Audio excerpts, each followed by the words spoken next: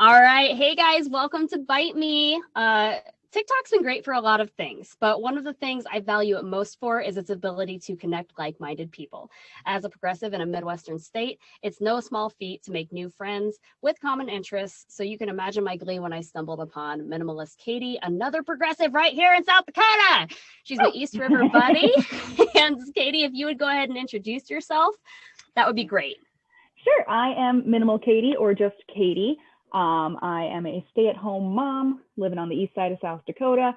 I was a music teacher, but I quit last January, literally right before COVID hit, to be a stay-at-home mom with my now 18-month-old daughter, Amelia. So okay, that's me. Make a lot of TikToks. And you grew up there, though, you said? Yes. Yep. I grew up here on the east side, a little bit north, but almost in Minnesota. Like my family's farm is literally 2 miles from the Minnesota border. A farm, okay. Yeah. Like chickens? Oh yeah, chickens, horses. What? We had cows for a little bit. We kind of took the misfit cows, so we didn't have like cattle, but it was like 5 cows that didn't fit in at normal farm. Wow. Okay. Yeah. Your experience is even more in depth South Dakotan than mine, I would say. Oh my gosh, yes. I was married to a guy who had some cattle, but we didn't have chickens. No, that's other levels. My parents still do chickens. They harvest like 50 eggs a day and sell them, and yeah. What do they do with them? Oh, they sell the eggs. Yeah, and they're the best eggs you will ever have. I bet. Well, if I'm ever down that way, I'll come and get some from your parents. Yes. But okay, cool. Well, very cool. We're very happy to have you on today. I'm very grateful to have you, share your thoughts about the state with me. And we prepared a list of questions for Katy. So I think that when it comes to our newfound friendship, what I relate to you most on is being a millennial mother and the struggles that come along with that. This day and age, raising kids with everything that's going on. You've got COVID, you've got, the whole racial aspect, God, the politics. Ugh. So what does, having grown up as a millennial and now being a millennial mom, what does that mean to you? So what I've found through being a millennial mom is that there's a lot of mom guilt, which like everyone feels mom guilt. That's just how it is. But it comes from everywhere because we have the internet, and of course you feel it from everybody on the internet. But I also think about it with like my parents, who are boomers. They tried very hard to raise myself and my siblings how they were raised, as closely as possible, like a little bit of internet, TV, whatever, but like otherwise very, very similarly. Whereas I'm raising my daughter completely differently in this age of the 21st century where, we've got a computer in our hands at all times and a TV on the wall, and social justice is right there. And we have to get our kids ready for these things instead of my parents, I feel like, kind of tried to hide a bunch of things from me. Right. And so, my childhood is very, very different from my own child's.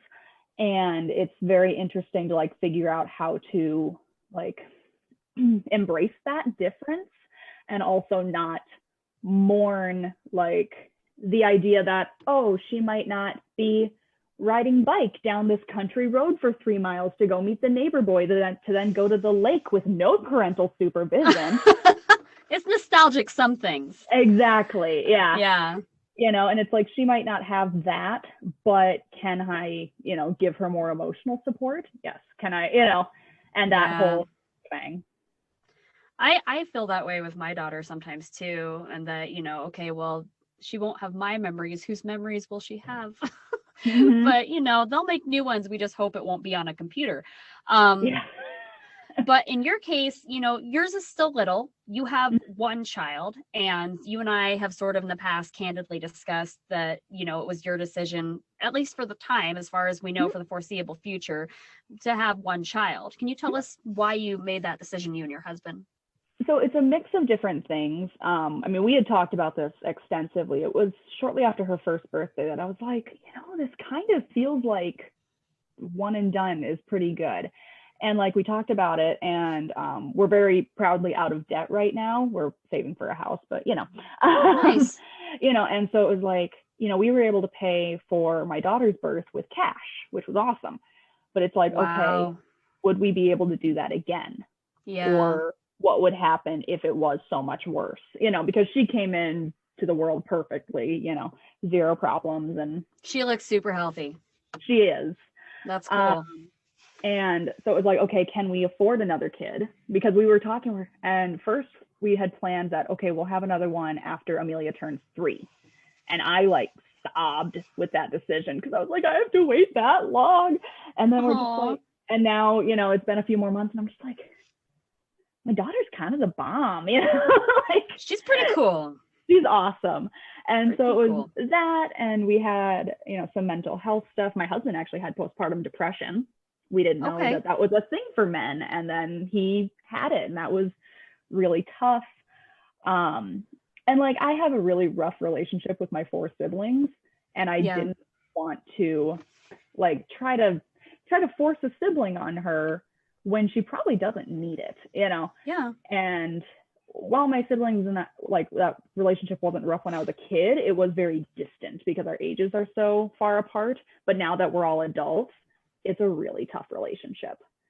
And I don't know, I just really want like my daughter to have my full attention and be able to feel like she's heard and appreciated, and she can experience the things she wants to experience. Because like, even though I ended up being a music teacher, my mom was very much like, well, it's easy to drop 4 of you off for piano lessons, drive away for 2 hours, and then come and pick you back up. Like, I didn't get a choice. Yeah. A very thrust out. upon you childhood. Yeah. It worked out for me, but my other 3 siblings, I hear a little hand knocking on the door. Oh, I'm so sorry. Oh, it's okay. She can come join us if she wants. She might be kind of bored. The office is a disaster right now. We're painting the bedroom. So. Oh my gosh. I just got done painting my daughter's room. It's a whole thing. Yeah, like, this is my headboard, right? Okay. Okay. That's valid. And those all sound like valid reasons to have one child as well. So that all sounds really reasonable. Yeah. So on that note, we talk about, being a millennial mom, having one child, having that child be a daughter. How do you feel about raising your daughter in the conservative Midwest with today's biases in this red state? We have very much considered moving. Yeah. But all of our family is here. Like, my in-laws live in the area. My parents will be here until they die. And it's really tough to move away, because our first year and a half of marriage, we were in Iowa, actually, like 7 hours away from home. And that was really tough, even without a kid. And so, we'll probably end up staying here, at least for a while. Yeah. But like, I just really hope that through her being my only two, I can really instill in her these, progressive values of love and acceptance and fighting the man, and all that stuff. And also, I'm excited for her to have such like a strong father figure growing up. He sounds like he's in touch with his feelings if he has postpartum. Yeah, he's cool. Absolutely amazing. And like, when I was teaching, I was very much the most progressive teacher in my school district. Like, the history teacher. Oh, they didn't like the pink hair? I wasn't pink then. It was just blonde then. But yeah, I very much, like, my classroom was the safe space, and that was it. That was the only safe space in the entire school, was like my classroom and the counselor's office. And I was very much like the secondary counselor, because all these misfit kids who didn't fit in with the football team or whatever, they would come to me because they knew that they could talk to me about things like questioning their sexuality or anything like that, and know that I wasn't going to like snitch to their parents or make them feel guilty for that sort of thing. And even after leaving that job, I was only there for a year and a half before I quit. I still have students like finding me on social media and like sharing things with me, even though they haven't seen me since last January, 2020. Yeah. It's so rare to find a mentor like that, probably. Well, it sounds like what you're saying is you know that there is the danger of the Midwestern mentality here, but you're trying to raise her with progressive ideals. Yeah. And luckily my parents, even though they are boomers, they're not red, they're Democrats. I joke that, my dad has always said like, oh, I'm fiscally conservative, blah, whatever. I joke that they're Democrats. So I'm like, Democrats are just like Republicans that are cool with gay marriage, So they think I'm radical. They're like, you're like AOC. And I'm like, oh no, I'm further left than AOC. And they're like, yeah, you know, Blasphemy. terrified. But like, you know, if someday Amelia came out as gay or whatever, they'd be cool with it. You know, it would probably take some adjusting, but they, you know, it's definitely a safer space, my family at least, versus, you know, against the entire state. My dad used to go down to his local cafe pre-COVID and argue with his Republican classmates that he graduated Sounds like a cool dude. Oh my gosh, my dad's great. Like, That's we have awesome. our differences, but he's a cool dude. It's nice when you can meet somewhere in the middle, I guess, you know, kind of like how we did with Biden. Yeah. No, my dad was very excited. Like, Kamala was his pick and Biden was his number 2. And he's just like, this is great. And I'm like, glad you're happy, Dad. Well, good. It sounds like your daughter has a core sense of at least halfway decent people. So that should help her get through these difficult times in our state. Under the realm of Kristi Noem, who we hope will not be still governor when, you know, she's older. I think that woman's going to live forever. But we're going to take a quick break, guys. We'll be right back with Bite Me. Okay, guys, we're back with Minimalist Katy. We are talking about the struggles of being a millennial, the struggles of being a millennial in South Dakota, raising a daughter in South Dakota, in the Midwest in general. But when we do speak about South Dakota, aside from getting rid of fucking Kristi Noem, what are some things that you think, and this is, I know this, like, there isn't enough time in a podcast episode for this. Like, I cringe even asking you this because it's like in my brain. I can already feel what you're going to say. But what are some things, we'll pretend like I'm ignorant to it. What are some things that South Dakota could be doing better? So literally the first thing that I was thinking, I was like, not electing idiots like Kristi. Right. And like, this goes all the way down to our state legislature and our city legislature. You know, it's just, South Dakota's at this point where they just click the red, like the R name. Because like, I don't know how long you've lived in South Dakota, but almost when I was 20 years. Okay. Because when I was in high school, so like 2009-ish, we had like Democratic senators, like Tim Johnson. I actually go to church with him. I'm sorry. Did you say when you were in high school in 2009? I know. I'm a young millennial. I'm sorry. Okay. I just need a minute to swallow that. I think I was having my first baby in 2009. Oh no, that was my second one. Well, anyways. I had a classmate having her second baby. All right, that checks out too. But okay, so that was around the time of, like, I remember, oh God, Janklow era, wasn't that? Yep, and we had Stephanie Herseth as a representative. I heard she's okay. So she was pretty great, and then I found out that she has questionable, like, LGBTQ. Oh no, okay, never mind. Which they were, like, right in place with the aughts. Is that what they call them? Aughts? No. The late 2000s. And, they were right in place there. I mean, she's miles better than Kristi Noem. Anybody. Because Noem beat her somehow. Yeah. But I actually heard that Herseth is, she passed the bar and can now be, like, stationed as a judge somewhere. And I'm like, there are worse people that could be judges. But yeah, so we had her as a representative, and she was a Democrat, and Tim Johnson as a senator, he was a Democrat. I cannot remember the other guy's name, but he was a Democrat. Like, we were blue. We had Dusty for a while, I think, didn't we? Some Dusty guy was in... Well, Dusty Johnson we have now, and he's trash. Really? Yeah, he's as spineless as the rest of them. Oh, no. Oh, my God. There's no hope. My dad actually, tried to bribe I can't remember the names, John Thune and Rounds with his vote to be like, if you vote to impeach Trump, I will do the first thing I've done in my life, and that's vote for a Republican. Wow. First thing he's done since Nixon. It would be the first Republican he'd voted for since Nixon. That's deep. Yeah, and I was like, that's pretty bad when you're bribing them. That's crazy. And then, of course, the day after I call him, and he's like, still voting blue. Yeah. Oh, my Grounds and Thune aren't going to do anything for him. One time I went to them with my concerns. They ignored me, and they put me on their email list. I emailed Rounds about the impeachment. It took him a month and a half to get back to me. Oh, he actually got back? He had his assistant it was an auto email, but yeah. It was a month and a half for an auto email. I was like, well, he had to take time out of his busy pants dropping schedule to get in touch with you, so.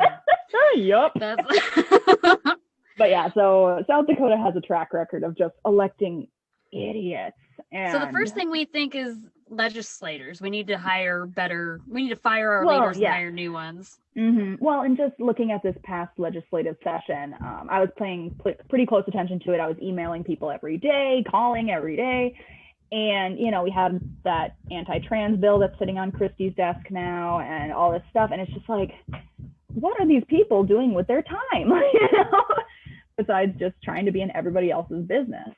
Yeah. And oh, you mean like wondering what's in everybody's pants? I love it when you say that.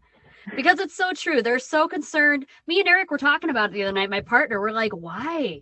I'm never ever sitting there like, oh, I wonder what they got in their pants. It's right? I don't care. It's weird. It's so strange. I don't want to know even what you have in your pants, you know? And I don't care or want to know.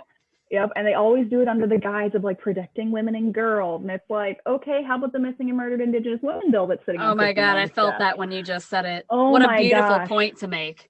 Mm-hmm. Wow. Like, South Dakotans could give like less of a care about all these women and girls unless they happen to be trans. You know, then it's, we care about them. We don't want them getting hurt on the basketball field. And it's like, you don't care. Yeah. Yeah. All that convenient Republican like itinerary, whatever fits their agenda shit. Yeah, that sounds about right. Okay. So instead of talking about just bullshit in our state, let's talk about something happy. Because I'm actually really interested in hearing in this because, you know, you're Minimal Katy and I've seen your home. I mean, that's how it's pronounced on TikTok, right? Minimal Katy. Yep. Okay. So, and it looks like you do live the minimalist lifestyle. I try really hard, but there's a lot of children and dogs running around. So, you know, I'd like to think I'm more minimalist than I used to be. And one day when my children are all grown and I go somewhere, I like to think that I live out of a van. But while we can't do that, it totally is. While we can't do that, and while the children are little, one time you did a video about, and I hope I'm saying this correctly, your daughter's Montessori room? Montessori, yep. Okay, and what is that for the viewers? So Montessori is a like child rearing philosophy that's based on following the child's lead and accepting that children are more independent and ready for life than we give them credit for most of the time. So it's very much like, okay, you see them wanting to clean. Awesome. How can I foster that want in a way that's age appropriate, but still lets them feel successful? Okay. So like for Christmas, Amelia got like a cleaning set that's her size. And so she helps me sweep. She wipes down her spot at the table. That's so sweet. She has a set of like knives that are kid appropriate and she slices her bananas, you know, and it's and it's setting them up for success. And like my husband built her this, they call it a learning tower. It's like a little stool thingy that keeps them safe in the kitchen. And so I can slide her right up to a counter and she can pour things in for me. She loves to help me mix meatloaf. And it's just allowing them to feel successful in their independence. Yeah, it sounds like it's fostering an independence from the earliest age possible. Yep. And probably, I would imagine that cognitive skills get working in there too. Oh, yeah. I mean, like, she's not talking much, but she is smart. Like, yeah, she seems very intelligent. Oh, yeah. She understands. You can tell because they're kind of quiet, you know? You're like, what are you thinking about? Which is very similar to her dad. Like, she's a stoic baby. Like, dogs make her laugh no matter what. But otherwise, she's very stoic out in public. She does not smile for people. She's thinking about everything and taking everything in. So then in her room then, because one time in the video you showed it, it's like, it's a very she has her clothes down where she can reach them, it looks like, can tuck herself into bed, lots of room to play. So that's a Montessori room then? So we're lucky in this house. We're renting it from my in-laws, but it's a big house. It's like, it's way bigger than it's like 1,600 square feet on the main floor. Jeez. Okay. Yeah, it's way bigger than anything I would ever want, but my in-laws are renting it and we're saving money by doing it. So okay. So she has a very large room, larger than any of the rooms I grew up with. And so so she has a floor bed where she can put herself in and out of bed. Now that she can open doors, she wakes up in the morning and comes and finds us. Same thing with her naps. Or if like I lay her down for a nap and she's not quite ready, she can get up and like go get a book from her bookshelf and sit in bed and read. you know, Oh and my she'll do God. that. Like so sophisticated. I know, right? And, you know, and it was quite a journey to get us to this point, because when we first put her in there, I think 9 months was when she started sleeping on the floor bed. And, you know, she would roll off a couple times until she learns the boundaries of the bed, but it's only, I don't know, 5 inches off the ground. So it's not like she's going to get hurt. And, or she would be like, okay, I'm not tired enough, I'm going to go play. And then she'd fall asleep in the middle of the floor. Okay. And that's just her learning her body, you know, and being like, okay, when I feel this tired, I need to make sure I make it back to bed. That's wonderful to put them in touch with their emotions like that. And also to have to free them just to know, okay, I feel tired, I'm going to sleep on the floor, you know, to have that choice. Exactly. You know? And that's a lot of it too, is like providing them with choices that are safe and age appropriate, but letting her lead the way. And that's a great thing with me being a stay-at-home mom too, is I can just watch her lead her way all day, you know. And sometimes she just wants to sit by herself and play, and she's very independent. Like she'll just work on a puzzle or read her books for 20 minutes before coming and checking in with me. Like we have a camera in her bedroom just for safety, and I can, like, I'll realize that she's been gone for a while, I'll flip on the camera in there and she's just in there reading. That's very cool. Yeah, like I think I hit the jackpot on kids. But also I'm just like, how much of this is like the Montessori encouragement, you know? And it's not all perfection and rainbows, because like with her closet, she can now open the door. She can open any door she wants, basically. And she hasn't quite figured out that if things are hung up or in the correct baskets, it makes it easier to find. So she's still like little. She's still little, you know, and that's why I'm saying, like, it's not all sunshine and roses. It takes time. So it's like, I'll hang everything up and then I'll be like, look how nice it is. It's so easy to find things. And then as soon as I leave the room, it's all on the floor. Typical toddler stuff. Oh my gosh, she loves tearing her closet apart. But it's adorable. And then we'll go to like put on socks to go outside, and we'll go into this closet that's a huge mess. And I'll be like, can you find some socks? And she's like, and it's like, exactly, no. you know, it's kind of like the learning thing. And then sometimes like I'll have it really nicely and I'll say, okay, go grab some socks. And she'll just go straight to the basket and pick out socks. Okay. And it's just like, okay, now can you see how easy this is? And still she's like, must destroy. It sounds like she's very like in touch with her child side of her. Yeah. Like she's funny. Maybe the being messy part is like a part of her artistry that she's choosing, you know? Maybe there's something deeper working there. So, well, that's cool. She seems like a cool kid. She's got a really cool mom. So, but anyways, we're going to wrap up this episode of Bite Me.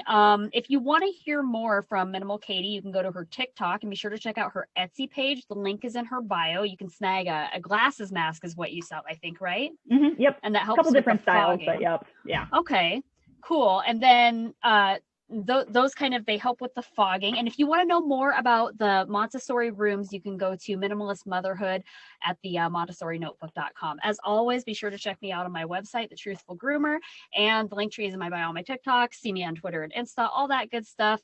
I want to thank Katy for being with us today, and hopefully you guys enjoyed our interview with her. And you can, like I said, check her out on TikTok. If you like me, you're going to love her. We'll see you guys next time.